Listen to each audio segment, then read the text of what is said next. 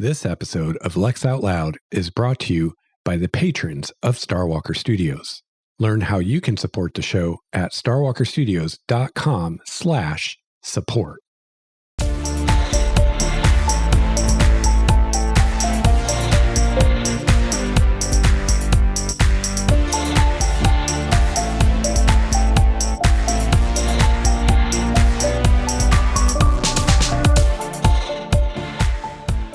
Hello and welcome to episode 21 of Lex Out Loud, world building for science fiction. I'm your host, Lex Starwalker. I'm working on my third novel, my first science fiction novel, and I'm taking you along with me for the ride. So welcome back, everyone. It's been a little while since the last episode, as I warned you it might be, but I am back today to talk to you a little bit about writing. I apologize if my energy level seems a little low today. I'm beat. I'm not sure what exactly is going on. I think it's a combination of multiple factors. I got my second COVID-19 vaccination a little over a week ago, and I'm feeling better now from that, but just still very tired. I'm still trying to work out every day. And I've noticed since I've been getting these vaccines that the workouts just take a lot out of me, a lot more out of me than they used to. I also haven't been sleeping well for some reason. So today I am exhausted from not enough sleep. My body's sore from my workout yesterday and the day before. So yeah, I apologize if I sound a little out of it or tired or something like that. I'll try to be as upbeat as I can.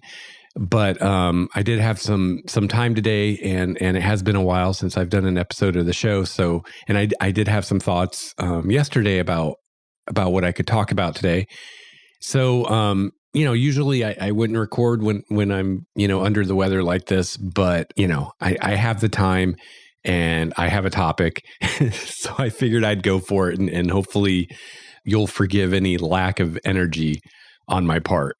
So what I'm going to talk about today is something I brought up in a recent episode, which is what I call brute force writing, which is what I'm doing right now, or at least what I'm attempting to do right now. And I've talked about it on the show, and I've gotten some questions about what I'm doing and how exactly I'm doing it.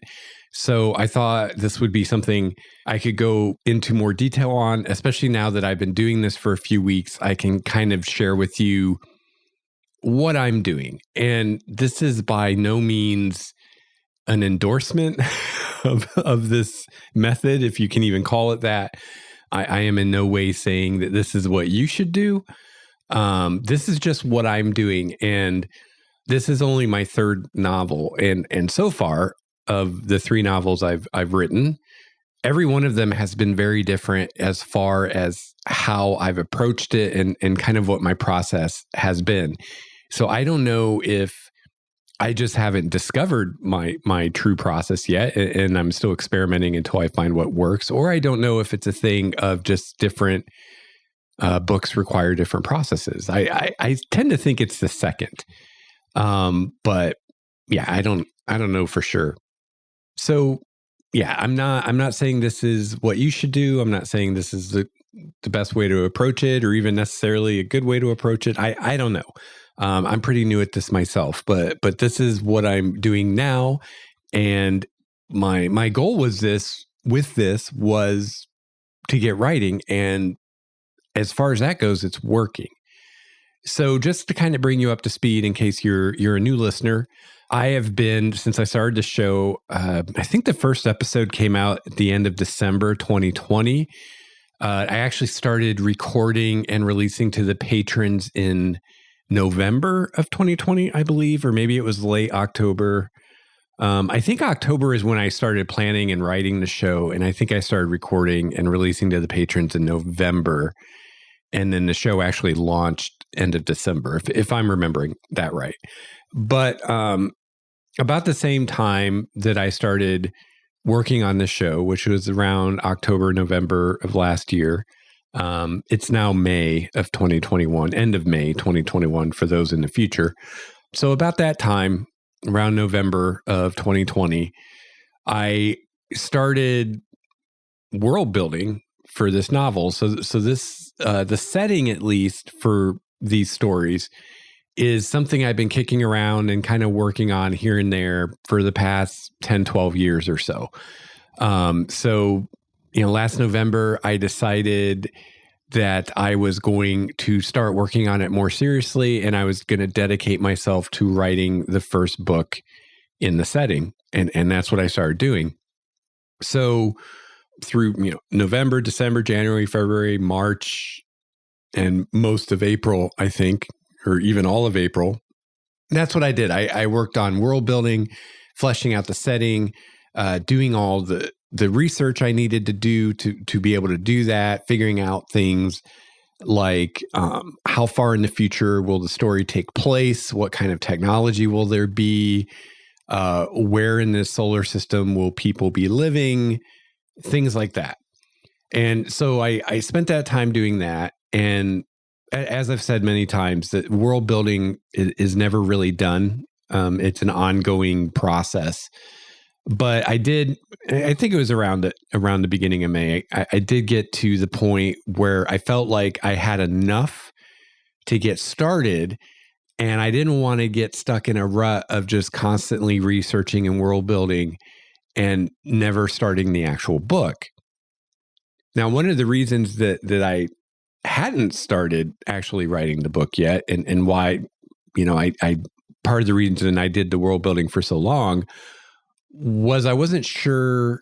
I knew what the setting was, and I developed that a lot, the world building, and I had some ideas for some characters that I wanted to use in the setting, but I hadn't come up with what I wanted the actual story to be about.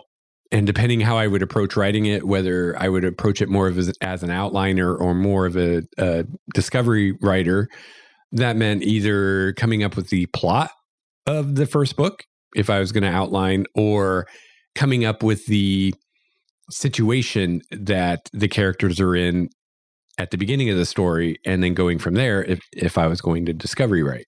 So I didn't really have an idea for either of those, for either a plot or a beginning situation that I was super excited about, that I was like, this is what I want to write about. So I was kind of putting off starting things for that reason, because I wasn't sure what to write. But as I discussed, I think it was the last episode when I was talking about Stephen King's book On Writing, I just got to the point where I felt like I was going to get in a rut, and I just needed to start. And I really started to kind of beat myself up because I really wanted to start writing, but I didn't know what to write. And then I listened to On Writing again, and Stephen King is a discovery writer, and he talked about his process. And so that kind of melded with some things I'd already been thinking, and some things I'd started or I discussed with my wife, which was namely, I think at some point, and this was actually when I came up with the term brute force writing, even before I reread On Writing, I said, at some point, I think I'm just going to have to just start writing whatever, just to get writing, even if it's nothing, even if it's garbage. At least it will get me in the habit of writing, and then maybe more ideas will come and something will come along that I get excited about. So I kind of already had that thought, and then listening to Stephen King's advice on how he approaches a novel, he suggested, shooting for 2,000 words a day and just writing 2,000 words a day. And at that pace, if you write every single day, you can complete a novel in about 3 months, 90 days. So, which would be about 180,000 words or so, which is a good length for a novel. So yeah, and I don't want to go too much into that because I did talk about that a lot in past episodes, but I decided I would try that strategy. And since I didn't know what I wanted my plot to be or what I wanted the story to be about, I thought I would also experiment with some discovery writing and see if I could just come up with a scenario to start with and just write and not plan things and just see where it takes me. So I was thinking about this yesterday, and I was thinking about how this is something I should talk about more on the show. And it occurred to me that this could easily be one of those things that a year from now, I completely forget about. That a year from now, I won't be able to talk to you about how I did this or what exactly I did because I won't remember. So I figured this is a good time to talk about it, even though I'm a little reluctant to talk too much about what I'm doing specifically right now because I'm still writing the first draft. And as Stephen King says, you should write the first draft with the door closed and then write the second draft with the door open. So I'm trying to keep that door closed, but I do want to talk about this now because, like I said, I'm concerned that in the future I won't really remember exactly what I did and how I did it, so I won't be able to really talk about it. And I'm not solid on even what the story is going to be at this point, so I think it's okay to share some things with you because this is probably all going to change anyway. So if you are someone in the future who's already read the book, take everything I say in really all of these episodes with a grain of salt because I'm writing the first draft and a lot of this will probably change through time. So what you have read is probably very different than what I'm talking about today. But maybe this is a little of seeing how the sausage is made, and hopefully that doesn't ruin it for you. So as I said, I really wanted to get started, but I didn't really have an idea I was in love with as far as what the story was going to be about or what that beginning situation was going to be. Just nothing had really grabbed me that I was like, yes, this is what I want to do. I'm really excited about this. And I'm still not sure about that. I did, just the other day, I did have some ideas that I'm more excited about than anything else I've come up with. And they seem like promising ideas because they're pulling together ideas from a lot of different things I've seen in science fiction already. And also they're pulling together a few ideas that I've had myself of different stories I might like to do. And it's kind of pulled a bunch of these things together into one thing, which usually I see that as a really good sign when I have a handful of really cool ideas that fit together almost like a puzzle and create something kind of cool. And that's kind of what's happened in the last few days. So I'm starting to feel like I may have somewhat of a grip on what this first book will be about, but nothing is carved in stone yet for sure. But like I said, I wanted to get started. I felt like I'd already spent enough time treading water, world building, researching, waiting for a good idea or a convergence of ideas to come to me. And I just needed to get started. I just needed to get writing. So I decided I would start writing 2,000 words a day, and I would just write whatever I could, whatever came to me. And, always in writing a first draft, you want to be very non-critical of what you write. You just want to write what comes to you and get it on the page. I like to call it, throwing paint at the wall and see what sticks, because you're going to do numerous revisions. So that first draft is really just there to get your ideas down, to get the framework of what the story is going to be down. And then you're going to go over it again and again and again and again and refine things and change things and flesh things out and make sure everything makes sense. So the more you can kind of turn off the editor part of your brain during the first draft, the better, I think. And that's usually, or that's always how I approach it. And yeah, I just figured I'd be much more likely to find a good story, to find those ideas I need if I was actually spending some time writing each day in the setting I'd created than I would just sitting around thinking about it, which is what I had been doing. Oh, just as a quick aside here, I do want to say that when the convergence of ideas that did happen a couple days ago happened, it's really interesting exactly when and how that happened. I had spent the day doing my brute force writing. I had just finished writing for the day, and I started playing a video game. And I wasn't thinking about really my book at all. I guess I was thinking about it a little bit in the back of my mind, but I was really thinking about the video game I was playing. And all of a sudden, these ideas just came to me.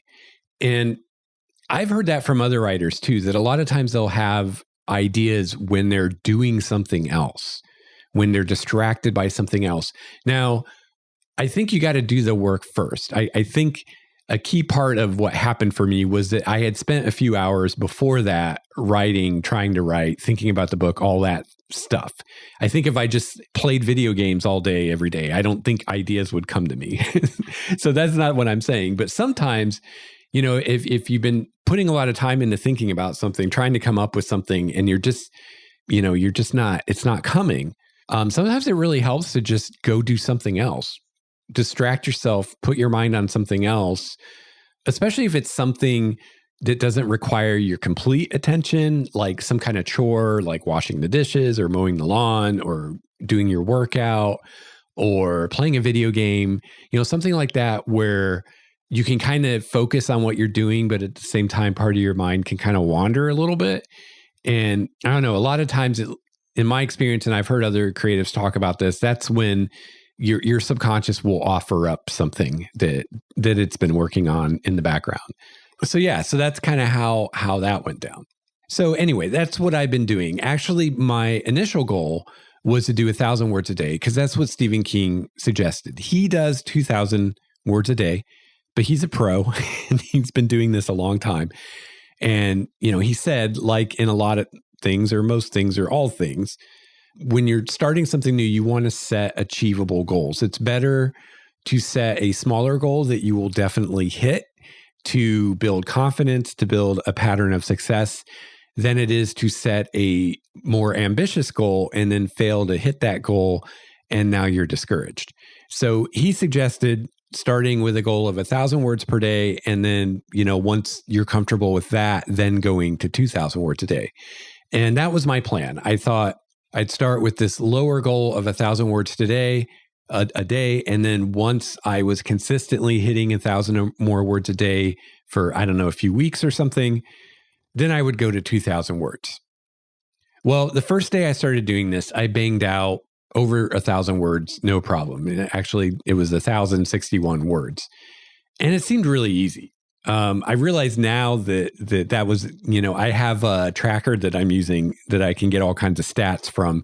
And when I look at my words per minute for each day, my highest words per minute so far was on that first day. And that completely makes sense because that first day I was writing about ideas I'd been kicking around in my head for months. And I pretty much used all that the first few days, and you can see my words per minute go down over time as I use up all the ideas I'd already had, and now I'm having to come up with new stuff while I'm actually writing. So that was kind of interesting. But anyway, I hit the 1,000 words, no problem the first day. It seemed really easy. So I was like, what the hell? I'm just going to go for 2,000. So after that first day, I set my goal for 2,000 words a day from then on. So how have I been doing on that? Well, I haven't been writing 7 days a week. I've been taking Saturday and Sunday off. So I just write Monday through Friday. And there were also 3 days in there last week during the week that I didn't write after I got my second COVID shot just because I didn't feel well. And I also thought I could probably benefit from a few days just to kind of think about the story and what I'd done so far and what came next. So other than those 3 days and the weekends, I have hit I have written every day and I have hit my 2,000 word goal every day except for 2 days. And that's not counting that first day where the goal was 1,000 words. And on the 2 days that I didn't hit 2,000 words, I did get more than 1,000. So one of the days I did 1,456 words and the other day I did 1,621 words. And also another real quick aside here with this 2,000 words a day, this is what Stephen King does. This is what works for him. This is what seems to be working for me. This may not work for you.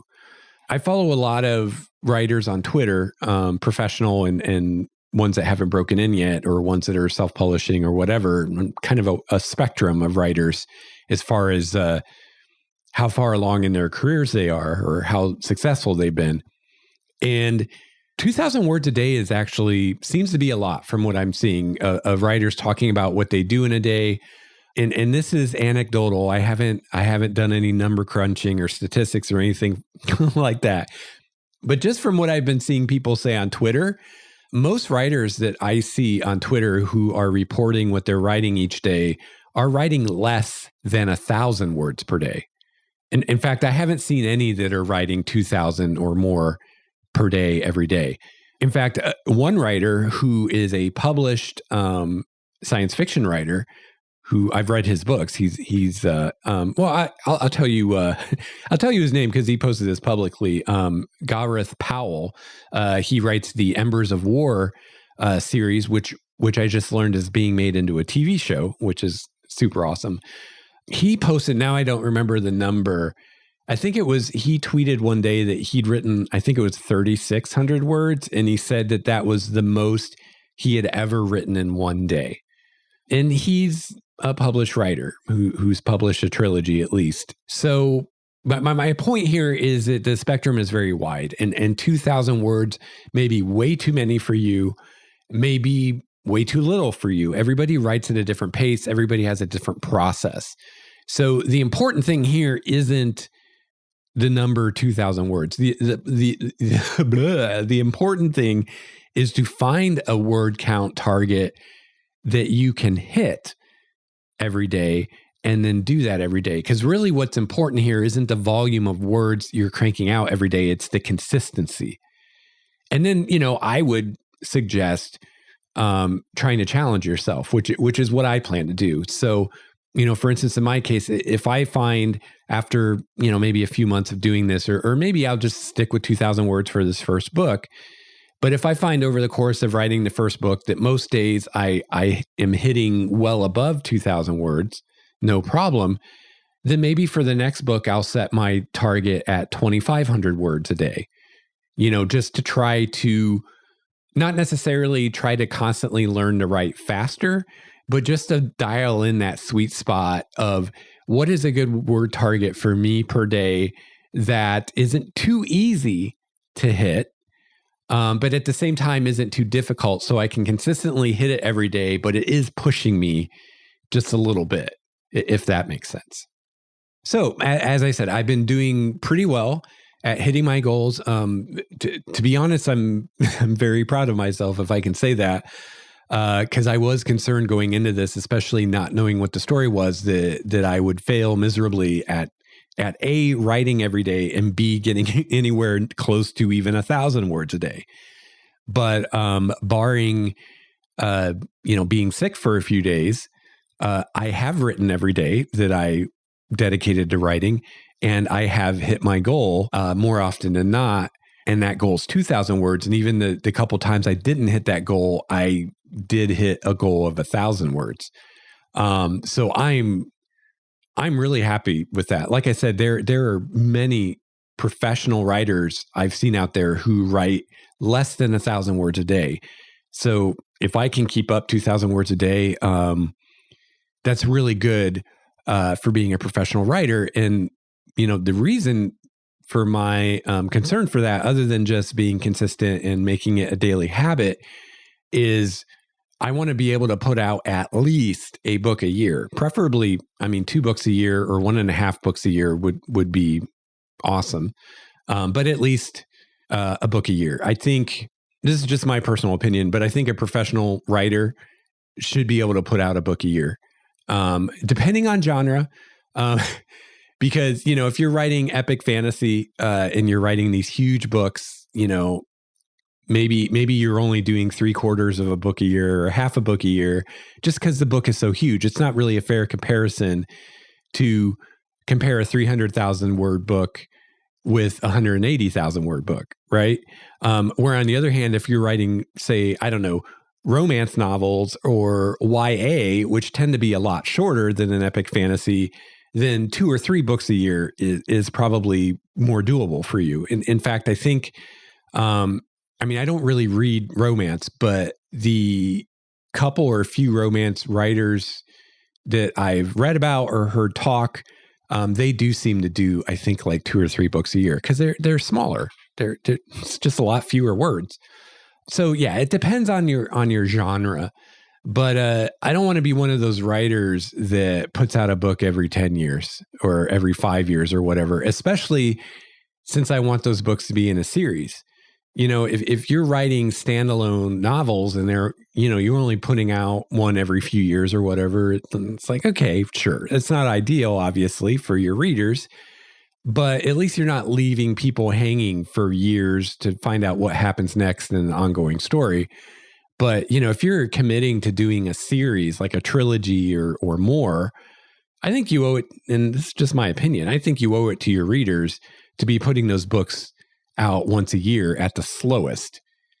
Because even waiting a year for the next book in a series, you almost always have to reread that last book because you've forgotten what's going on. You've forgotten all the nuances. So yeah, I want to get in a habit now. So when I get published and my publisher wants a book a year, I can do it no problem. And I'm not freaking out. So like I said, I'm proud of how I've been doing. I'm pleased with how I've been doing. I've been hitting my goals more often than not. Still not sure what the overall story is going to be about, but I definitely have more ideas now than when I started doing this.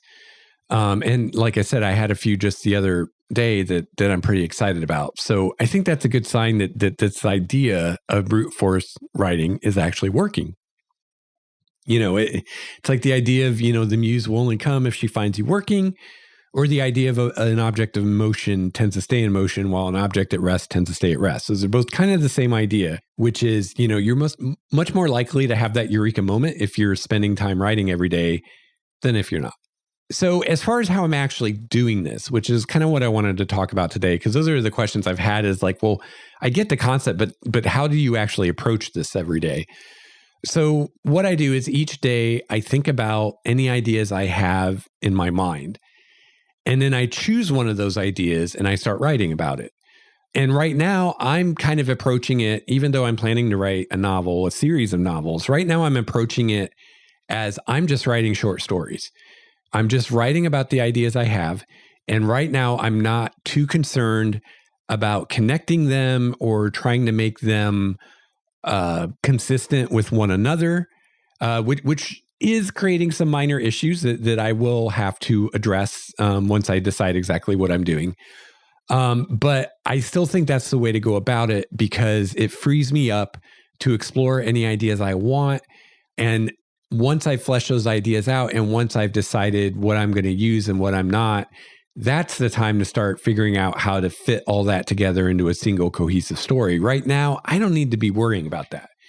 And the flip side of that also is, right now I'm working on basically 4 short stories or novelettes or novellas or however long they end up being. So maybe, 2 or 3 of those end up part of the book and maybe the rest don't. And then now I have material that I can flesh out later for other stories. So it's kind of a win-win. So yeah, I'm playing with ideas I have of things I could do with this book. And I'm just writing on those ideas, see where they take me, see how I like it. So each morning I look at the ideas I have. I usually write them on my whiteboard and then I pick one to write about that day. The one I pick will usually be either the idea that I have the most material for or the most like supporting ideas for or the best idea of how that would go. Or another way to say it is the idea I have the most to write about, or it will be the idea that I'm most excited about, or it'll be both those things. I mean, usually on a good day, it's both those things. Yeah, I mean, on a good writing day, the idea I have the most material for and the idea I have the most excitement for are the same idea. And I think that makes sense, that would often be the case. So then I just start writing about that idea. I do the best I can. I follow it where it takes me. I try to get to at least 2,000 words before I stop for the day. And if I'm on a roll, if I know what the next sentence is, if I can just keep going, then I do. And I go as far as it takes me. So 2,000 words is the minimum. It's not like, there's a buzzer that goes off when I hit 2,000 words and I stop no matter what. And there are writers who do that. Now, when I've heard about that, they do it with time. So there are writers that instead of saying, I'm going to write 2,000 words a day, they say, I'm going to write for 2 hours a day, or I'm going to write for 4 hours a day, or an hour a day, or whatever it is. And I have heard of writers who do that, who say, for instance, I'm going to write 2 hours a day. And they literally set a timer, start writing. And when that timer goes off, they stop. Even if they're in the middle of a scene, in the middle of a paragraph, in the middle of a sentence, they stop and then they pick up the next day. Now, I don't know about that. I don't think that would work for me. I'm sure there are pros and cons to that method. I tend to just see the cons to it, the negative aspects, because like I said, I don't think that would work for me. But it obviously works for people because people do it.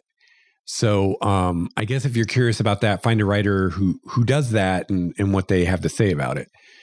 But for me, having a word target makes more sense, because at the end of the day, I don't care how much time I spent writing the novel. My publisher doesn't care how much time I spent writing the novel. The readers don't care how much time I spent writing the novel as far as hours per day. What everybody cares about is how many words I'm getting out per day, which is to say, how much time total, as far as in days, weeks, or months, does it take me to write the thing? That's what everybody cares about. Nobody cares whether I'm spending an hour a day or 8 hours a day writing. What they care about is, can I get that book out in 6 months or 3 months or a year or whatever it is? That's what matters. And, that's your words per day. That's, where it's going to come from.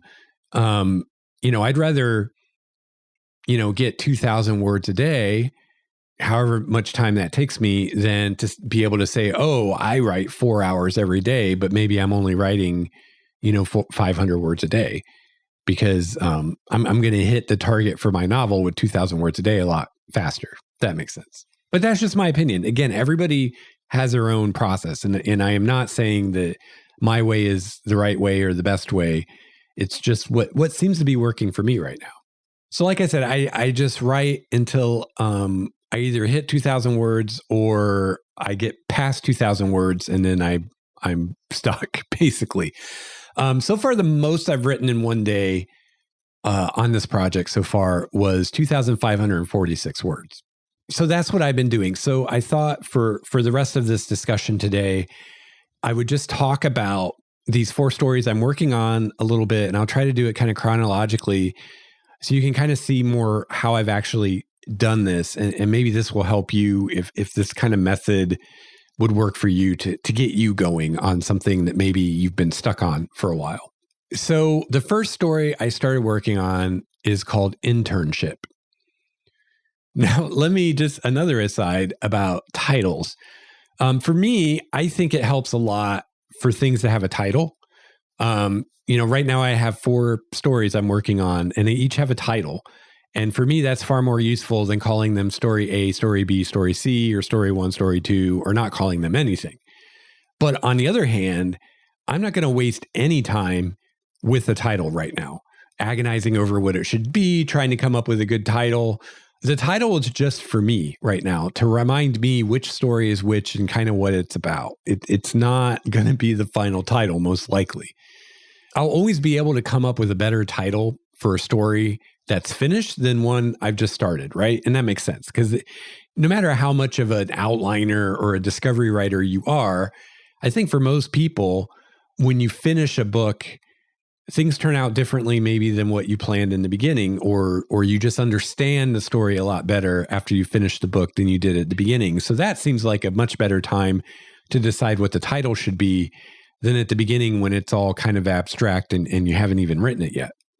But like I said, I do find it helps to have a title to help me when I'm thinking about it, to keep things straight, and just to have something to call it, a name, a label in my own mind.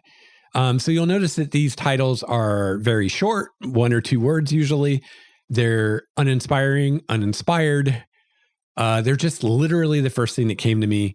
And it's just almost like a tag or a keyword to remind me which story is which and what it's about. And yeah, like I said, if I were to publish one of these as a story, or if these were chapters in the book and I was going to name the chapters, I would later spend more time and decide, is this really what the title should be, or can I come up with something better? So this first one was called Internship. So one of the ideas I'd been kicking around in my head for a while as just kind of almost like a mental exercise. I had a episode back a ways in this podcast about visualizing to help you flesh out your setting. And so this was that kind of thing where I would visualize the first cylinder habitat that was built, which is built at the Earth Moon L1 Lagrangian point at the top of a lunar space elevator. And just to try to wrap my head around these orbitals and the setting and all this stuff, I did a lot of kind of mind palace stuff, visualizing of this first cylinder, what it would look like, if you're coming on a ship from Earth and things like that. So when I, for my first day of brute force writing, I was like, well, I'll write about that because that's something I've thought about a bit. I've got some images in my head. I've got some ideas of what that might be like.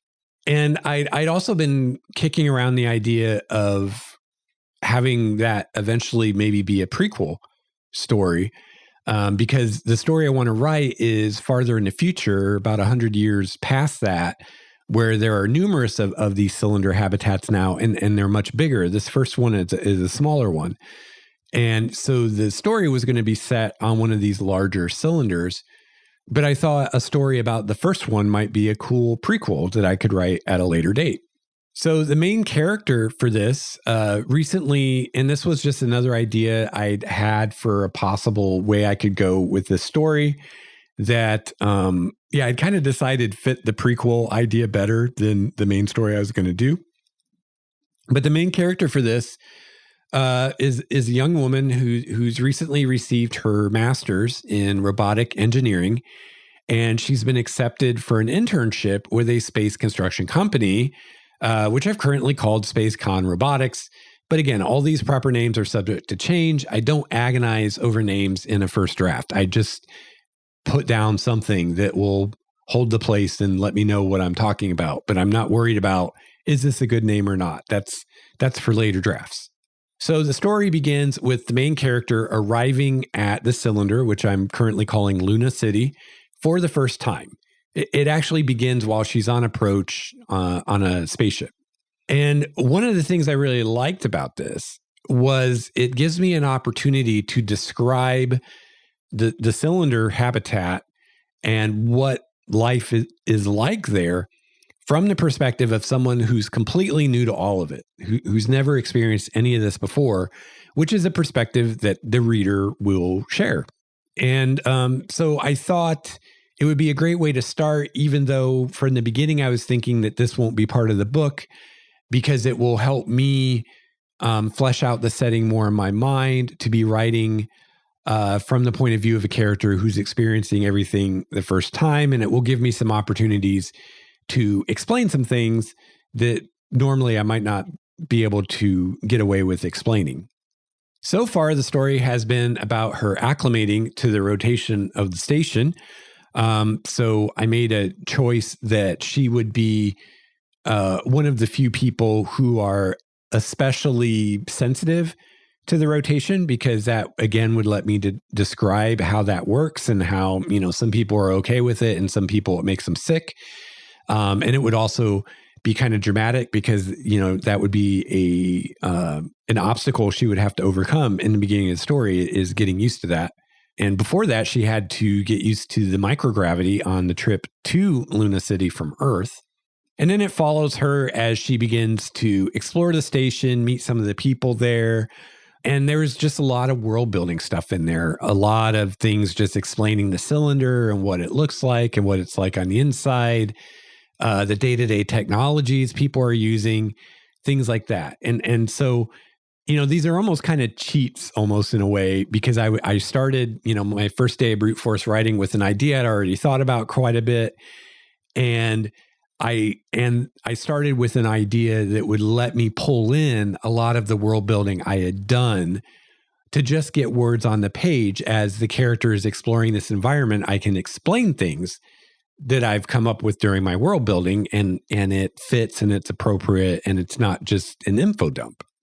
For instance, I have a scene where she has to go see a doctor after arriving to get a checkup.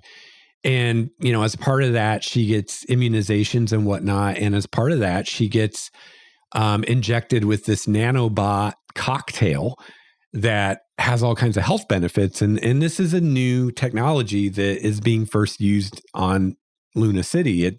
They're kind of the guinea pigs. I mean, not really the guinea pigs. It's been tested and approved before this, of course, but they're the first. This is the first time it's been available to people. And so that gave me an opportunity to talk about that, which is something that probably wouldn't come up in the story otherwise until that became important because someone became sick or injured or something like that. So like I said, if I ever end up finishing this all the way, it'll probably end up being a prequel story. The main story is actually going to take place about 110 years after that on a much larger cylinder that's located at the top of the space elevator on Earth, as opposed to the space elevator on the moon. And an idea I came up with during this whole writing process over the last few weeks is that the character of the main story that takes place 100 some years in the future is going to be the granddaughter of the character in this prequel story. So they're related. So that was the first one, Internship. So the second one I'm calling Collision. So I wrote Internship for a few days. Actually, let me check my tracker here. 1, 2, 3, 4. So I did 4 days working on Internship. Got that up to almost 6,000 words in that time. And then I kind of got stuck and I wasn't sure where to go next with that.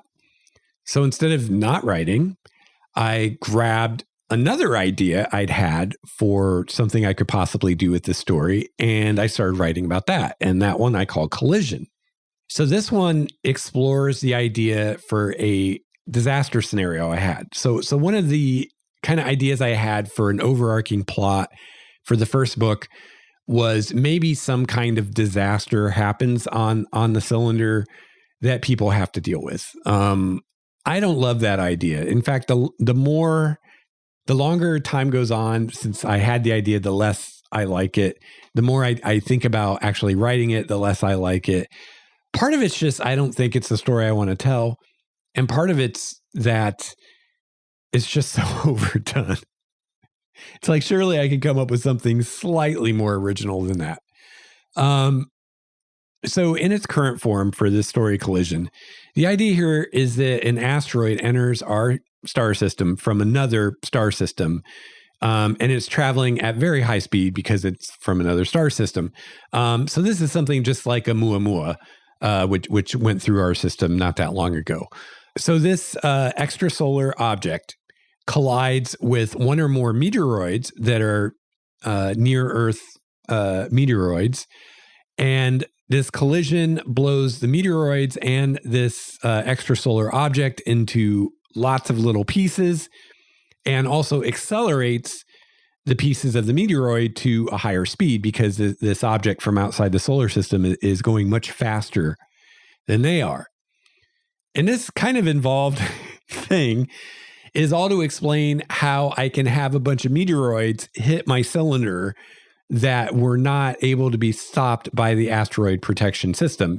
Because at this point in the timeline, we have a system that protects Earth and the orbitals from asteroids and comets and things like that. So I wanted to have objects hit the cylinder because that fit my idea of a type of disaster I could do. But I needed a way for that to happen that would make sense when you have an asteroid protection system that's supposed to stop that. So the idea here is the system was tracking these meteoroids that were near Earth, and they were not on a collision course with the cylinder. They were not a threat.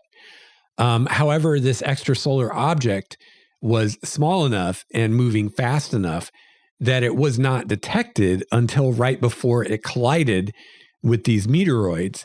And because it hit them so close to where the cylinder is and then accelerated them and put them on a new trajectory, by the time they realize that these things are going to hit the cylinder, it's too late to stop them. They're too close. They're coming in too fast.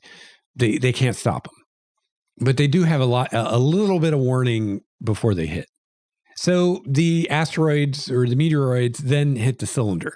And this is actually a scenario I could do in either of these two time periods that I'm kind of working on right now. This could happen with Luna City on top of the moon, the lunar space elevator, or it could happen in the later time period with what I'm tentatively calling Union City at the top of the Earth space elevator. I could do it either way. So the asteroids hit the cylinder, and if I decide on doing it in a later time period when the cylinder is on top of the space elevator to Earth, it will also damage the space elevator itself, which will cut the cylinder off from Earth. They can still bring supplies and people to the cylinder from Earth, but they will now have to use expensive rocket launches to do that. They won't be able to do it with the space elevator because it's damaged by this collision and it has to be repaired. So the cylinder itself, the idea here that I had is that these collisions do so much damage to it. They actually do structural damage to it to where they have to slow or stop the rotation of the cylinder because it will come apart because it's been weakened structurally. And so until they can repair it, they need to either slow it down or stop it from rotating so it doesn't fly apart. And the rotation is how they create the artificial gravity. So this means that suddenly the entire city will be subjected either to a low gravity or a microgravity, basically zero gravity environment. So this is going to lead to all kinds of issues. I mean, imagine just being in a city and suddenly gravity goes away. Anything that isn't secured, that isn't bolted down, basically, is going to be floating around and is going to be a hazard, right? Anything from park benches to, rocks, to anything really. Could be just floating around, colliding with other objects, colliding with people. It'd be mass chaos. These collisions also put numerous holes in the outer hull of the cylinder.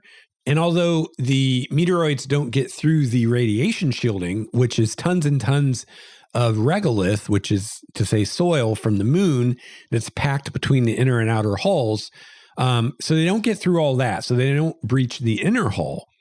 But it's enough damage that the cylinder starts losing atmosphere. Now, these things are so big, even if there were breaches that went all the way through to the inner hull, you would have plenty of time to repair the damage. You're not going to lose all your atmosphere in like an hour or a few hours or something like that because they're just so huge. So it's not like everyone's going to die right now, but it's obviously, they have to fix it because eventually they will lose all their atmosphere. So, they have to repair all this damage so they don't lose too much atmosphere.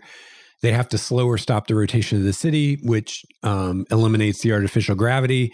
So there's going to be all kinds of stuff to deal with due to that. And so the idea is that the main character will be part of this. Now, I was originally thinking that this might be one of the situations of the main story. But like I was saying before, I don't love the whole disaster thing. It's just, you could go crazy trying to list all recent disaster movies and books. And it's just such a cliche at this point. It's almost like, and I thought the same thing. So I'm not bagging on this, but it's almost like anyone who's going to write a story about something space related, whether it's a space station or a colony on another planet or a spaceship or whatever it is. It seems like everybody's first idea as far as what is the story we can do with this is like, what if some disaster happens and people have to react to that? And then, so many just do that. And I don't want to just do the first thing that comes to me, especially when it's been done so many times before. So yeah, I'm not loving this for the main story. But when I came up with the idea of, I guess I didn't talk about this. So I started with kind of what I told you as far as my main character. Like I didn't have a whole lot for the first story, Internship. But as I started writing her, she very quickly, like, not only could I see who the character was now, who was this, I think like 24-year-old woman who just got her master's goes up to space for the first time to live on this habitat, and she's going to work designing and programming the robots that do all the construction that build these orbitals and build the space power or the solar power satellites and all that stuff. And she's someone who's very sensitive to the microgravity. It makes her sicker than a dog. She's very sensitive to the rotation. She has to acclimate to it more so than other people do. This is her first real job out of school. So, not only could I see who she was now, but I could see her arc. It was just so obvious that, she was going to overcome all these difficulties, overcome, the nausea and the sickness from the rotation and get her space legs, so to speak, and overcome her inexperience and lack of confidence. And just started seeming like her arc would result in her being a very kind of right stuff kind of character, like a modern, that's kind of a weird thing to say in this context, like a current day astronaut, which makes sense. In the early days of this, most of the people going up and doing these things are going to be astronauts. They're going to be people who trained to do this. They're not going to be just your average everyday person. Right now, astronauts are incredibly physically fit, way above average intelligence. They're the best of the best in pretty much every way. And I very much saw her arc of her growing into that. And so I then had this idea of, well, let's do the disaster in the prequel. And then I don't have to write it right now because I don't want to write it. And then she can be a hero. So she can be instrumental in dealing with these problems and saving everybody's lives in the city. And she becomes a hero. And then in the main story that takes place 110 years later on a much bigger orbital on a city where now you do just have everyday people living there. They're not all astronauts. They're not all the right stuff. They're not all the best of the best of the best. They're just everyday people for the most part. Although they're still probably a bit elite as far as education and motivation and drive and training and technical ability and stuff like that. Like I've said in previous shows, your low lifes and your deadbeats aren't going to be going up to space at this point. But they're not all going to be astronauts, So I thought it made a lot of sense and would be really cool to have my main character in that be actually descended from this character who was this hero, back in the day. It's almost like if today we had an astronaut who was a direct descendant of Neil Armstrong and how he or she would always be compared to Neil Armstrong, right? And I thought that would be kind of a fun thing, especially because I was thinking that my character for this, instead of being this, right stuff, badass character like the woman in the prequel, would be kind of more of a bit of a rebel, not super motivated, not super career driven, more relatable, more of an everyman character. Maybe kind of snarky, maybe kind of doesn't want to do what's expected of her, doesn't want to fit into the box people have put her in, that kind of character. And it just it was one of these convergence of ideas where everything just came together. And I'm like, oh yeah, she had this grandmother who was on the first orbital. There was this calamity. She was instrumental in getting everybody through that. And now she's a hero. Everybody knows her name. Everybody knows her face. And now we have this girl who is younger. So the character in this book is going to be just out of undergrad instead of having a master's. I guess just out of undergrad is what I'm thinking. So maybe she's, I don't know, like 21, 22, something like that, which I guess isn't actually a lot younger, because the first girl was kind of a prodigy. She had her master's and was out in the field at age 24. So, but anyway, she's younger in mindset at the very least, and in maturity, maybe. But yeah, I thought it'd be cool to have this more relatable, more everyman kind of character that the reader can more relate to, as opposed to this right stuff Superwoman kind of character. And also have, her descended from this hero that among the people of the Cylinders would be, like one of their big heroes. And, this is in an age where, they have video and all this stuff. So they have, news footage from the disaster from 100 years ago. They have news footage of interviews with this woman, which her name right now is Tia Moreno. So people know what she looked like. They know what she sounded like because the footage is still there. And now my character in the quote current day, 100 years later, who is her granddaughter, is the spitting image of her. She looks just like her. She sounds just like her in the news feeds from the day.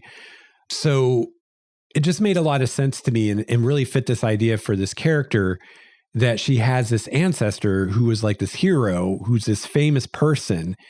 And she's always kind of lived under this woman's shadow. And they're going into similar fields. So the original Tia Moreno was a robotics engineer. And this character, who right now I'm thinking will also be named Tia Moreno, because that happens a lot in families, especially when you have someone really noteworthy in your family. Future generations tend to name kids after them.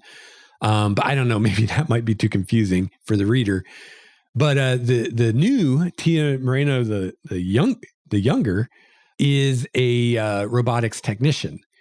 So instead of, it's more like a 2 or a 4 year degree instead of a master's or a PhD degree.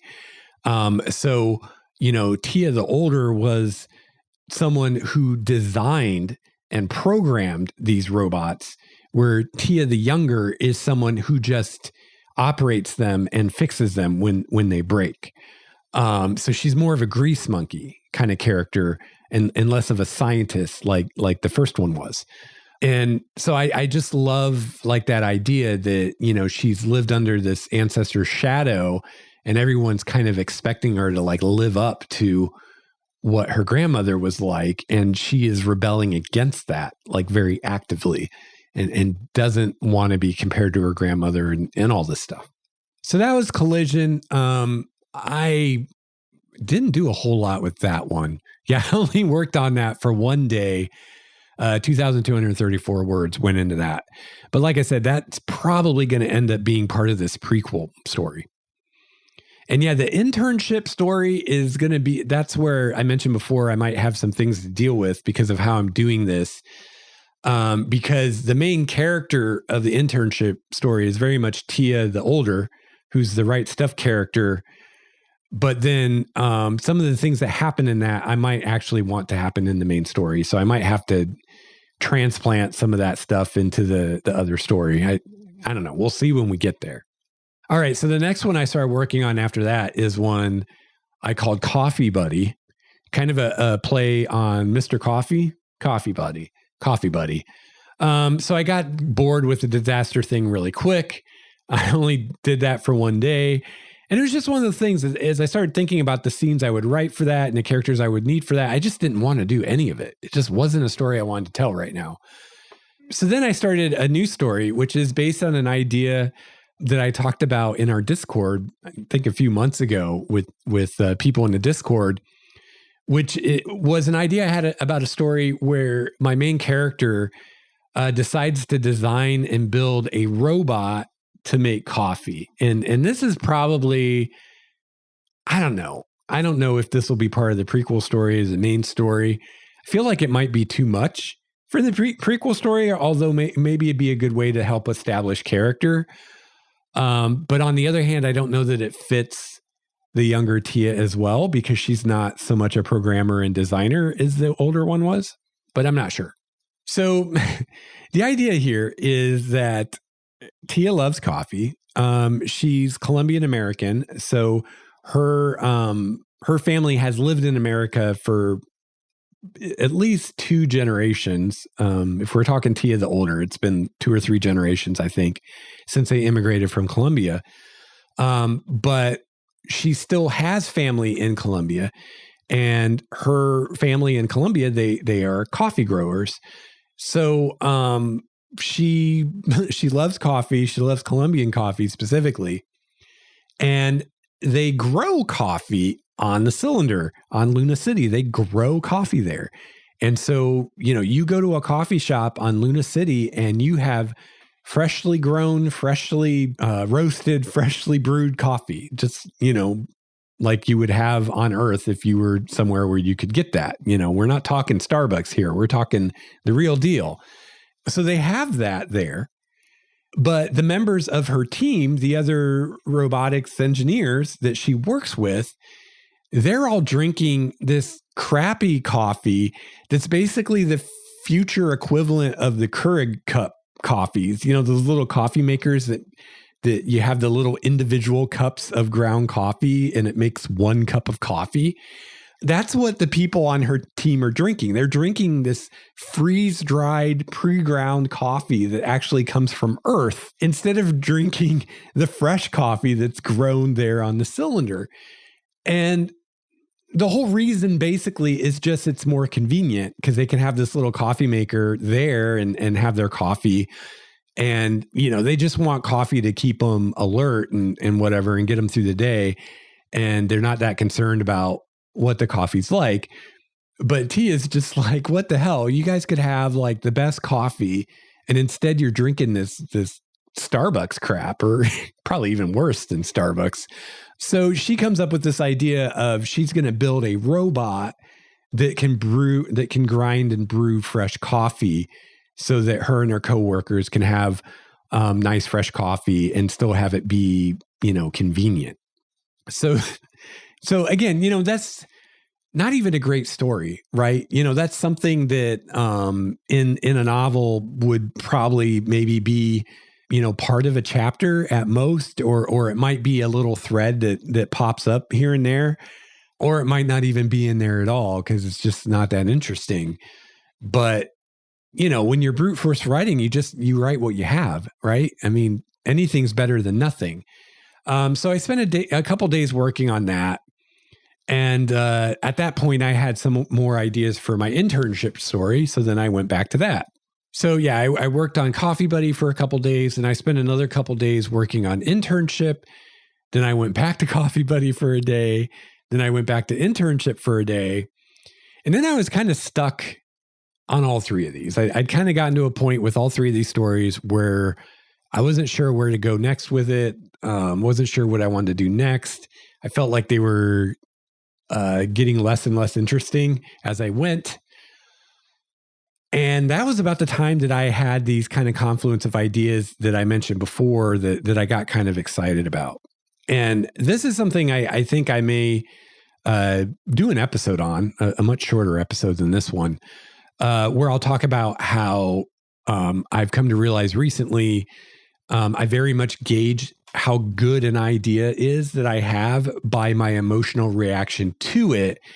And is, I think now, a big part of the reason why I'm having so much troubles right now and I'm in this funk right now is because my emotions are just kind of non-existent after over a year of social isolation and hardly ever leaving the house and not having much in the way of mental stimulus that's new and different every day.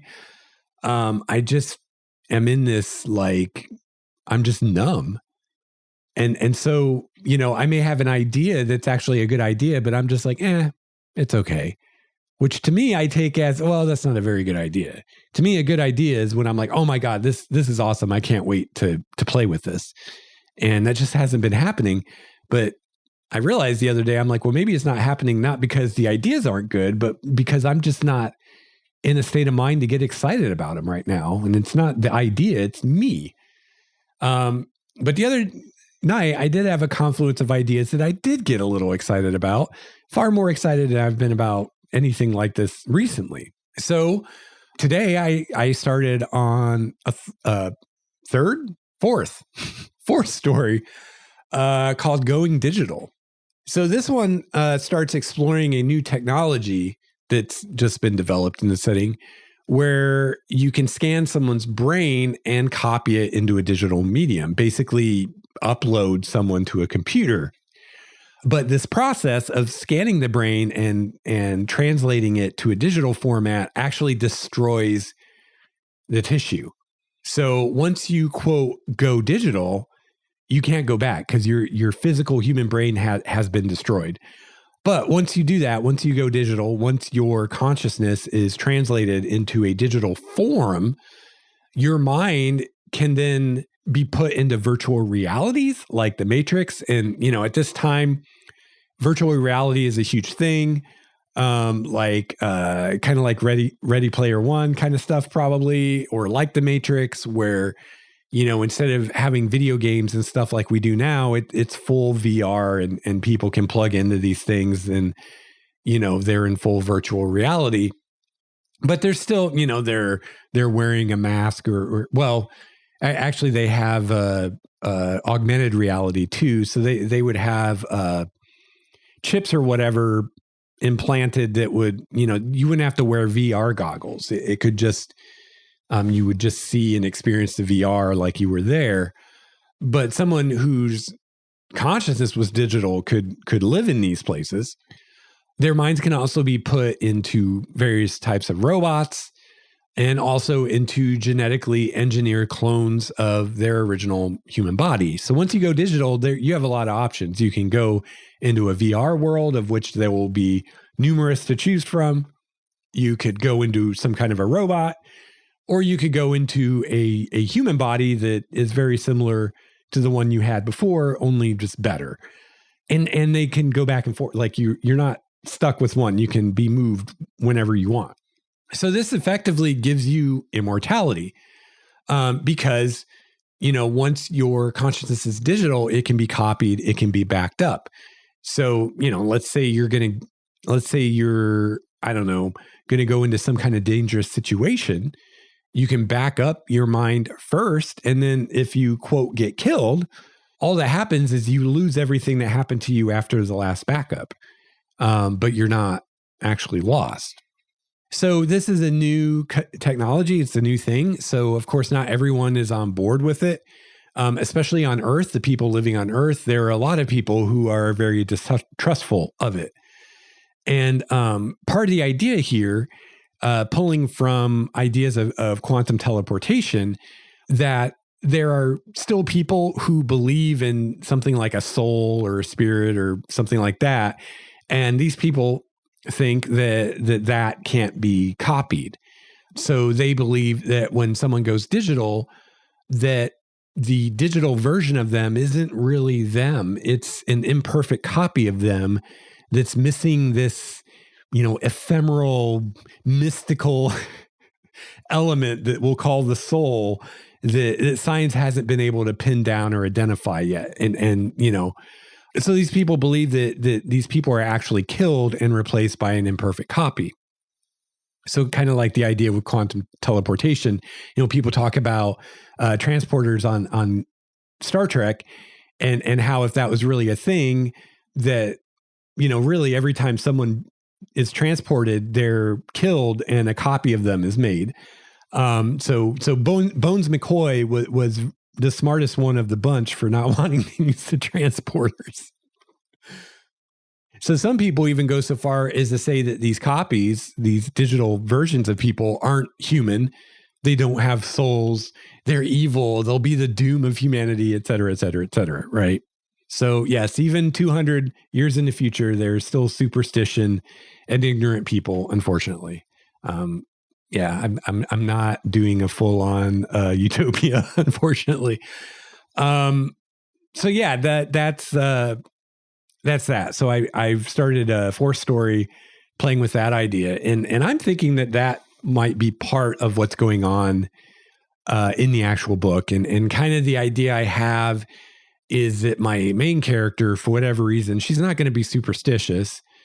But for whatever reason, she is not willing to do this. And through the course of the story, she's going to be put in a situation where she can save a bunch of lives or something like that. But in order to do it, she has to go digital. And so she chooses to do that. So in her own way is heroic in that she chooses to do this thing that is irreversible and will forever change her for the good of other people, even though it's something she doesn't actually want to do. So that's kind of my idea for one of the arcs of this book, possibly, and of the character. So yeah, there are some oddities here with this. As you've seen, as I've described this, I basically have 2 time periods going on now that I'm writing stories in. Some of these stories I'm pretty sure are in one time period or the other. Some of them I'm not sure they could possibly go into either one. And I have 2 ideas for main characters. But right now I'm writing all these So right now all 4 of these stories are kind of written with the Tia the older, the grandmother main character. So I've really been exploring her through these stories. So even the going digital one, which I haven't done a whole lot with that yet. Let's see, I've only got 2,102 words on that one. Is kind of writing it with her as the main character, which, probably if I use that, it will be her granddaughter. So that will have to be rewritten with a different character. So yeah, it may not be the best method for everyone because of that, but I don't mind that kind of stuff. These stories are short enough and I have good enough notes that it's not going to be a big deal for me to make whatever changes I need to make once I decide which story goes with which story and which is going to use which character and which is going to be in which timeline. I think it'll take me an afternoon to sort all that out and make whatever changes I need to make. So right now what I'm thinking, and this is all subject to change, is that I will probably ultimately combine Internship, Collision, and possibly Coffee Buddy into a prequel story about Luna City, the first cylinder that's built above the space elevator on the moon. And then I think going digital will be part of the actual novel, which will be set 110 years later on a much larger cylinder that's atop the space elevator on Earth. My main character I've been developing, Tia Moreno, will ultimately be the character for the prequel.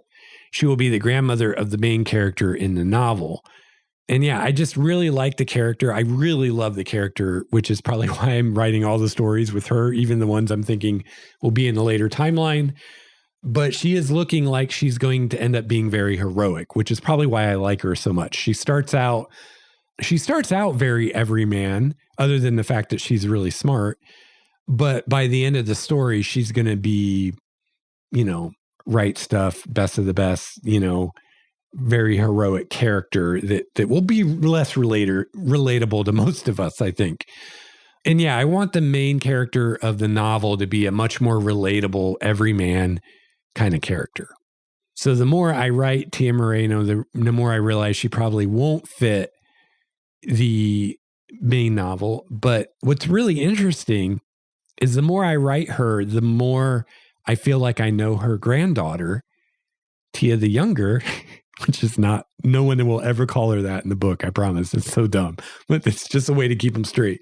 Yeah, it's funny. The more I write the grandmother character, the more I feel like I know the granddaughter character, even though I haven't written her at all. But just because in a lot of ways, Tia the younger is a combination of elements of Tia the older, in which she's similar, and then elements in which she's very different. And I don't know, somehow the more I write the grandmother, the more the granddaughter solidifies in my mind, even though I haven't written a word about her yet, which is really interesting to me. So yeah, the main character for the novel, Tia Moreno's granddaughter, whose name right now is also Tia Moreno, which I may change for clarity's sake, will be a bit younger. The older Tia was a robotics engineer. The younger one is a robotics technician. So slightly lower on the totem pole there, so to speak. But she shares the genes, name, and likeness of a hero of the cylinders and of humanity as a whole. And she's had those expectations hanging over her for her whole life. So she's a bit of a rebel. She wants to be her own person. She doesn't want to fit into this box that everyone's been trying to put her in her whole life. And yet she's in a rather similar situation as her grandmother was. So I don't know. I think this is an interesting, will be interesting to play with. So she very much, wants to be an individual, wants to be her own person, and does not want to be just what people expect her to be, which is definitely something I can relate to. So that's where I'm at. While this got long, I had a feeling it would, but yeah, I wanted to explain this for posterity's sake, because I have a feeling a year from now, after I finish this novel, I won't remember any of this, how this went, and might even be confused about it when I try to remember, how did I come up with all this? So this may actually be useful to me in the future too, just to remember how I went through this, because although it seems kind of odd, and I don't know that I've ever heard anyone else talk about approaching something in quite this way, it seems to actually be working really well and seems to really fit what I'm doing and fit this idea I've had for a while of, I kind of have these two story ideas in my head at the same time, separated by 100 or so years. The first being this first cylinder, which would almost be kind of like a Wild West frontier kind of town vibe to it. I mean, it's still got like 40,000 people or something, but versus the later time period where, we're talking about a Seattle-sized city where, not everybody's a badass. You just have everyday people living there who are, teachers and, doctors and, whatever. They're not all astronauts. They don't all work in space industry. So, yeah, it seems weird to be thinking about a prequel before I've even written the first novel. But it's just, part of it is this first cylinder is so much smaller. We're talking a population of around 40,000 people versus a population of, 750,000 people. So there's just less to deal with. It's physically smaller. There are less countries and nationalities involved. So in those ways, it seems easier and more approachable. So I guess in a way, it's kind of natural that I want to start there, even though that's not ultimately what I want to write about. It's just me getting to know the setting better.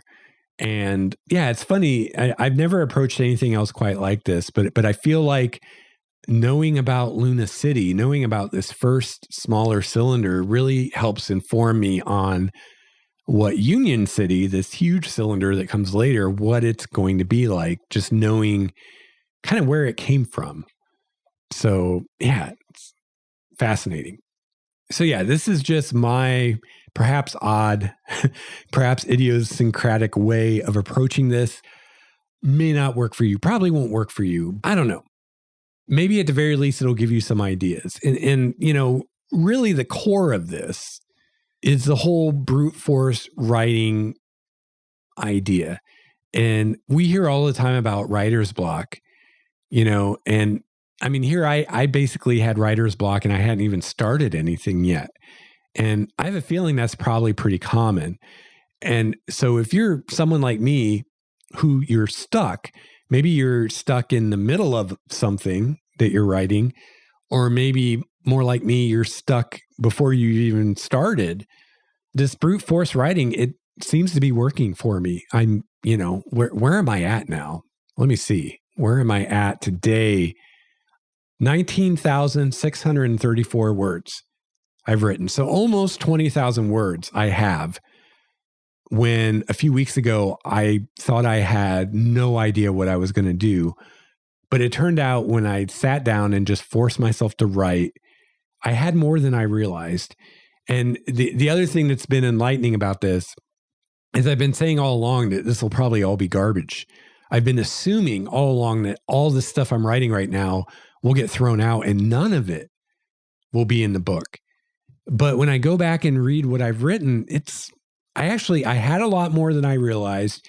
It's more, I don't know, there's an internal consistency and integrity to it that I didn't realize was there. And the ideas are playing together and melding together in ways that I didn't realize.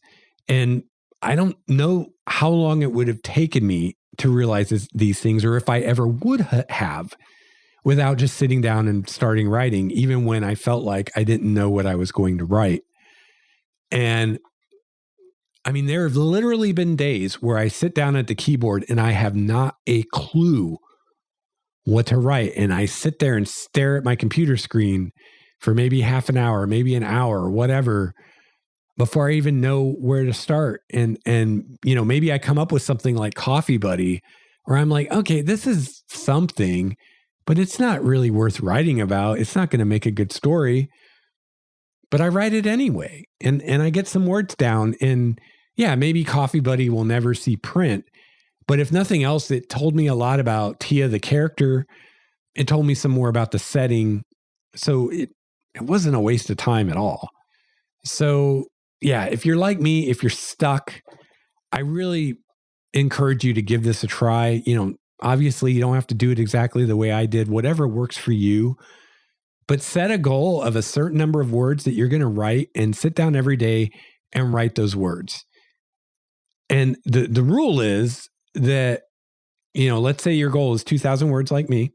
The rules are you have to write 2,000 words. It has to be relevant. So I can't sit and write an email to a friend and call that good. I can't sit and write a blog post about baking sourdough bread and call that good. I can't sit down and just write a bunch of world building notes and call that good. It has to be actual story in the setting that maybe I'll use, maybe I won't. Take a character, take the setting, take a situation, start writing. And as long as I'm doing that, it doesn't matter if it gets in the book or not. It doesn't matter. What matters is that I'm writing in the setting. I'm writing about the ideas I have and seeing where they take me. And just try that.